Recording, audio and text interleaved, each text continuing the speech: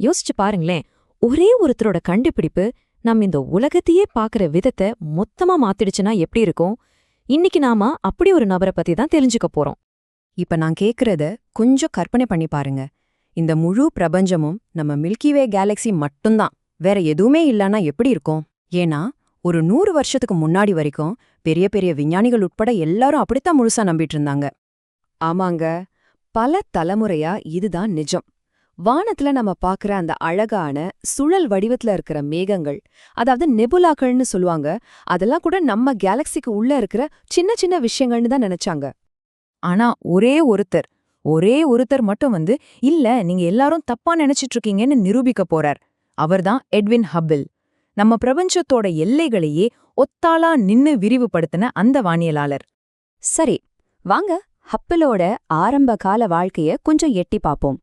ஏன்னா அவர் உலக புகழ்பெற்ற ஒரு வானியலாளரானதுக்கு முன்னாடி அவரோட பாதை ரொம்பவே சுவாரஸ்யமானதும் நிறைய வளைவுகள் நிறைஞ்சதும் கூட. அவரோட கரியர் பாதையை பாத்தீங்கனாலே ஆச்சரியப்படுவீங்க. முதல்ல ஒரு திறமையான விளையாட்டு வீரர், அப்புறம் ஆக்ஸ்போர்ட்ல சட்டப்படிப்புக்கு ரோட் ஸ்காலர்ஷிப் வாங்கினவரு, அதுக்கப்புறம் முதல் உலக போர்ல ஒரு ஆர்மி மேஜர். இத்தனையும் முடிச்சிட்டு தான் கடைசியா அவரோட உண்மையான காதலான வானியலுக்குள்ளேயே வராரு. அவரோட அர்ப்பணிப்பு எந்த அளவுக்கு இருந்துச்சுன்னா, ராணுவத்துல சேரணும்னு அவசரமா தன் PhD-ய முடிக்கிறாரு. பல வருஷம் கழிச்சு மவுண்ட் வில்சன் அப்சர்வேட்டரிக்கு வேலைக்கு வரும்போது கூட தன்னோட மிலிட்டரி யூனிஃபார்ம்ல தான் வந்து நிக்கிறாரு. யோசிச்சு பாருங்க, அதுதான் அவரோட புரட்சிகரமான பயணத்தோட ஆரம்பம். அப்போ அதாவது 1920கள்ல வானியல் உலகத்துல ஒரு பெரிய விவாதம் போயிட்டு இருந்துச்சு. இந்த சுழல் வடிவ நெபுலாக்கள் எல்லாம் உண்மையிலேயே என்ன? அது நம்ம கேலக்சிக்கு உள்ள இருக்கா இல்ல வெளியே இருக்கா? இதுதான் அந்த $1 மில்லியன் கேள்வி. இந்த பெரிய கேள்விக்கு பதில் கண்டுபிடிக்க ஹபிள்க்கு ஒரு சரியான கருவி கிடைச்சது. மவுண்ட் வில்சன்ல இருந்து 100 இன்ச் ஹூக்கர் டெலிஸ்கோப். அப்போ உலகத்திலே அதுதான் ரொம்ப சக்தி வாய்ந்த டெலிஸ்கோப். இதுக்கு முன்னாடி யாருமே பார்க்காத அளவுக்கு தூரமாவும் தெளிவாவும் பிரபஞ்சத்தை பார்க்கறதுக்கு இதுதான் அவருக்கு உதவுச்சு. சரி, அந்த டெலிஸ்கோப்பை வச்சு ஹபிள் என்ன பண்ணாரு? அவர் ஒரு சூப்பரான டெக்னிக்க பயன்படுத்தினாரு. செஃபிட் மாதிரி நட்சத்திரங்கள்னு ஒரு வகை ஸ்டார்ஸ் இருக்கு. அதோட ஸ்பெஷாலிட்டி என்னன்னா, அதுங்க ஒரு குறிப்பிட்ட வேகத்துல பிரகாசமா எரிஞ்சு அப்புறம் மங்கும், ஒரு பல்பு மாதிரி. அது எவ்ளோ வேகமா துடிக்குதோ அதை வச்சு அதோட உண்மையான பிரகாசம் என்னன்னு சொல்லிடலாம். அப்புறம் அது இங்கிருந்து பார்க்க எவ்ளோ பிரகாசமா தெரியுதுங்கிறத ஒப்பிட்டு பார்த்தா அது எவ்ளோ தூரத்துல இருக்குன்னு துல்லியமா கணக்கிட முடியும். இது ஒரு காஸ்மிக் ஸ்கேல் மாதிரி. அப்படிதான் 1923ல ஆண்ட்ரோமெடா நெபுலாவுக்குள்ள ஒரு செஃபிட் நட்சத்திரத்தை கண்டுபிடிச்சு அதோட தூரத்தை கணக்கிட்டாரு. அந்த நம்பர் எல்லாரையும் அதிர்ச்சிக்குள்ளாக்குச்சு. அது நம்ம மில்கிவே கேலக்சியை விட்டு பல லட்சம் ஒளியாண்டுகள் தள்ளி இருந்துச்சு. ஒரே ஒரு கணக்கீடுதான், ஆனா அது நம்ம பிரபஞ்சத்தை பத்தின புரிதலையே தலைகீழா மாட்டிடுச்சு. நாம இதுவரைக்கும் நினைச்சிட்டு இருந்த பிரபஞ்சத்தோட அளவு பல மில்லியன் மடங்கு பெருசாயிடுச்சு. அந்த நெபுலாக்கள்லாம் நம்ம கேலக்சியோட பகுதிகள் இல்ல, அவைகள் எல்லாமே தனித்தனி கேலக்சிகள். நம்ம மில்கிவே மாதிரி பில்லியன் கணக்கான கேலக்சிகள்ல ஒண்ணுதான்னு புரிஞ்சுது. சரி, பிரபஞ்சத்துல நம்மள மாதிரி ஏகப்பட்ட கேலக்சிகள் இருக்குன்னு கண்டுபிடிச்சாச்சு. ஆனா ஹபிளோட வேலை அதோட முடியல. அவர் இதைவிட இன்னும் ஒரு பெரிய ஆழமான உண்மைய கண்டுபிடிக்கிறாரு. அதுதான் செம்பெயர்ச்சி, அதாவது ரெட் ஷிஃப்ட். இது என்னன்னா, தூரத்துல இருக்கிற கேலக்சிகள்ல இருந்து வர்ற ஒளி நம்மள நோக்கி வரும்போது கொஞ்சம் சிவப்பு நிறமா மாறுது. இதுக்கு காரணம் அந்த கேலக்சிகள் நம்மள விட்டு விலகி போயிட்டு இருக்கு. ஒரு ஆம்புலன்ஸ் சைரன் நம்மள நோக்கி வரும்போது ஒரு மாதிரி சத்தமும், நம்மள விட்டு தூரம் போகும்போது வேற மாதிரி சத்தமும் கேட்கும்ல, அதே டாப்ளர் எஃபெக்ட் தான் இங்க ஒளிக்கு நடக்குது. இந்த ரெட் ஷிஃப்ட வச்சு அவர் எப்படி ஒரு பெரிய உண்மையை கண்டுபிடிச்சாருன்னா, முதல்ல தூரத்துல இருக்கிற கேலக்சிகளோட ஒளிய கவனிச்சாரு.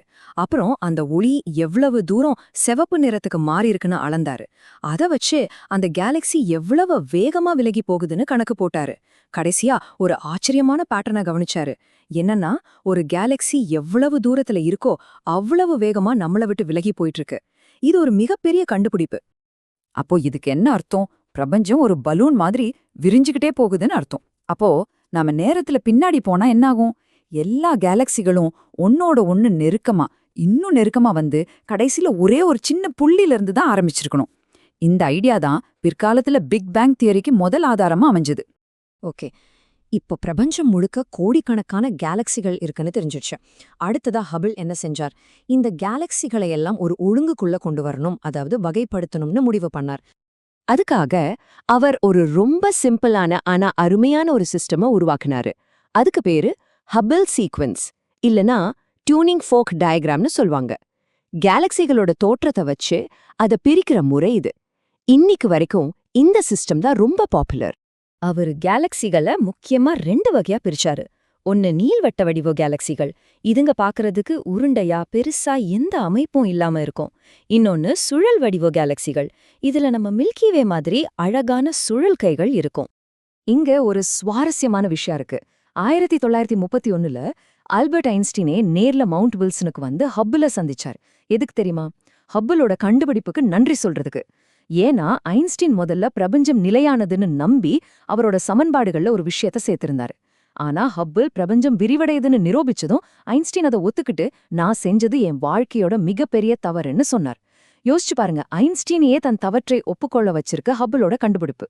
கடைசியா ஆப்பிளோட பங்களிப்பு அறிவியல் உலகத்திலயும் நம்ம எல்லார் மேலயும் எந்த அளவுக்கு ஒரு பெரிய தாக்கத்தை ஏற்படுத்தியிருக்குன்னு பார்க்கலாம். சுருக்கமா சொல்லணும்னா ஹபிள் செஞ்ச சாதனைகள் என்னென்ன? கோடிக்கணக்கான கேலக்சிகள் இருக்கிற ஒரு பிரபஞ்சத்தை நமக்கு காட்டினாரு. அந்த பிரபஞ்சம் விரிவடைஞ்சிட்டு இருக்குன்னு நிரூபிச்சாரு. பிக் பேங் தியரிக்கு முதல் விதைய போட்டாரு. கேலக்சிகளை எப்படி வகைப்படுத்துறதுன்னு ஒரு சிஸ்டம் கொடுத்தாரு. இது மட்டும் இல்லாம வானியலையும் நோபல் பரிசுக்கு தகுதியான ஒரு துறையா ஆக்கணும்னு போராடினாரு.